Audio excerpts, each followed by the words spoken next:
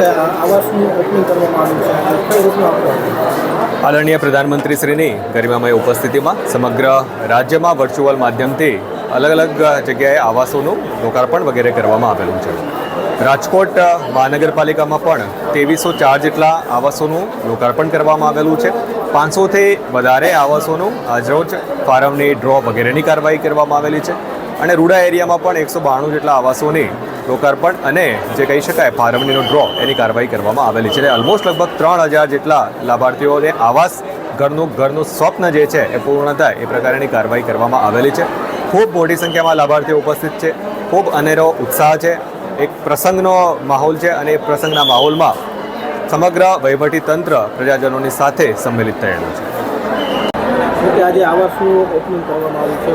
આજે આ દેશના યશસ્વી વડાપ્રધાન નરેન્દ્રભાઈ મોદી સાહેબ દ્વારા વિધાનસભા 71માં વર્ચ્યુઅલી એમની ઉપસ્થિતિમાં ખૂબ મોટા કાર્યક્રમનું આયોજન થયું હતું અને સમગ્ર ગુજરાતમાં આ રીતે 182 સીટ ઉપર આ રીતના જ કાર્યક્રમનું આયોજન થયું હતું. આજે સમગ્ર ગુજરાતમાં 1,31,000 કરતાં પણ વધારે આવાસોના ઈ લોકાર્પણ થયા અને જે વર્ષો જૂનું જે સ્વપ્ન સૌનું હોય કે અમને ઘરનું ઘર મળે, આજે એ ઘરનું ઘર મોદી સાહેબની ગેરંટીથી સૌ પ્રજાજનોને જે લાભાર્થી છે એ લાભાર્થીને મળ્યું છે. અને જ્યારે ભગવાન શ્રી રામ 22મી જાન્યુઆરી અયોધ્યામાં એમના મૂર્તિના પ્રતિષ્ઠા મહોત્સવ થયા અને ભગવાન શ્રી રામ ઘરે આવ્યા, એમ આજે લોકોને એવું લાગી રહ્યું છે કે વર્ષો પછી અમને પણ અમારા ઘરનું ઘર મળી રહ્યું છે અને ભારતીય જનતા પાર્ટીની સરકારમાં એમનું ઘરનું સ્વપ્ન સાર્થક થયું છે. ત્યારે આ દેશના યશસ્વી વડાપ્રધાન શ્રી નરેન્દ્રભાઈ મોદી સાહેબને પ્રજાજનો ખૂબ આશીર્વાદ આપી રહ્યા છે અને એ જ રીતે ગુજરાતના મુખ્યમંત્રી શ્રી ભૂપેન્દ્રભાઈ પટેલ જે ડબલ એન્જિનની સરકારથી કામ કરી રહ્યા છે ત્યારે એમના નેતૃત્વમાં પ્રજા ખૂબ ખુશ છે, એ આપણે આજે અહીંયા જોઈ રહ્યા છે. લાભાર્થીઓને તમે પોતે જમવાનું પણ પીરસ્યું છે. આજે એક એવો અવસર હતો સમગ્ર ગુજરાતમાં અને જ્યારે કોઈ પણ વ્યક્તિને પોતાના ઘરનું ઘર મળતું હોય ત્યારે એ ખુશી છે, એ ઉત્સાહ છે, અલગ પ્રકારનો જ ઉત્સાહ છે. અને આજે સરકાર દ્વારા જ એમના ઘરનું વાસ્તુ પૂજન થઈ રહ્યું હોય એવી પ્રમાણે તમામ વ્યવસ્થા કરવામાં આવી છે અને ઘરે ભોજન જે સારામાં સારું કરતા હોય એવી વ્યવસ્થા પણ તંત્ર દ્વારા કરવામાં આવી છે. ત્યારે મારા માટે પણ આ અવસર એક આનંદનો અવસર હતો અને લોકો જે ખુશ હતા, મને પણ સામેથી મીઠું મોઢું કરાવતા હતા અને હું પણ લોકોને સામેથી પીરસવાનું અને મીઠું મોઢું કરાવવાનું મને પણ આજે એક ખૂબ. રેખાબેન, તમને તો ભવ્ય બધા મકાનો મળી ગયા છે.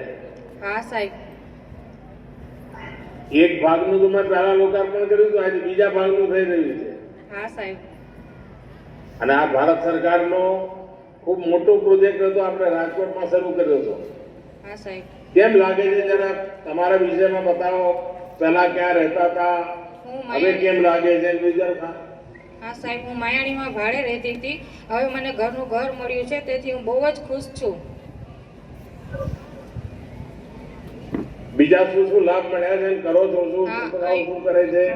મને આયુષ્યમાન કાર્ડનો લાભ મળ્યો છે, આભા કાર્ડનો લાભ મળ્યો છે અને ઈશ્રમ કાર્ડનો પણ લાભ મળ્યો છે અને હું ઇમિટેશનનું કામ કરું છું. એમાં શું કરો છો તમે? એમાં ઘૂઘરી ફિટિંગ કરું છું ઝુમરમાં. ઘરે કરો છો કે? ના, ઘરે સામે કાંઠેથી આપે છે. તો કેટલા રૂપિયાનું કામ મળે રોજ? રોજ 250 નું થઈ જાય. અને આજુબાજુની બહેનો પણ કરતી હશે કે તમે એકલા જ કરો છો? ના સાહેબ, આજુબાજુના બહેનો પણ કરે છે. એટલે આખા વિસ્તારમાં તમારું આ જડતરનું કામ જ ચાલે છે? હા સાહેબ.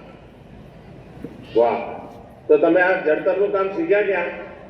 હું મેળેથી જ શીખી છું, કોઈ પાસે શીખી નથી હું. અચ્છા. પ્રધાનમંત્રી આવાસ યોજનાનો તમને જે લાભ મળ્યો એના કારણે શું બદલાવ આવ્યો તમારા જીવનમાં?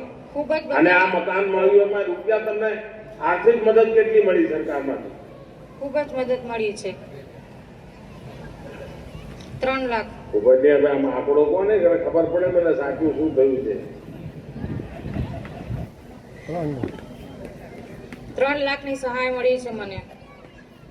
હા, જરા બોલો ને પૈસા. 3 લાખ રૂપિયા કોઈ વાર વિચાર્યું હતું કે સરકાર આવીને 3 લાખ રૂપિયા આપે?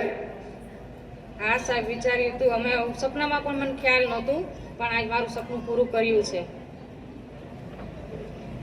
તમને બીજા કઈ કઈ યોજનાઓના લાભ મળ્યા છે? મને આયુષ્યમાન કાર્ડનો લાભ મળ્યો છે અને આવાસ યોજનાનો લાભ મળ્યો છે, ઈશ્રમ કાર્ડનો લાભ મળ્યો છે, આભા કાર્ડનો લાભ મળ્યો છે, રેશન કાર્ડનો લાભ મળ્યો છે.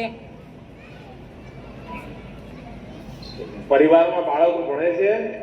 ના સાહેબ, ભણી લીધું. ભણી લીધું? હા. શું કરે છે હવે બધા બાળકો? બે બાબા ઓટો પાર્ટ્સમાં કામે જાય છે.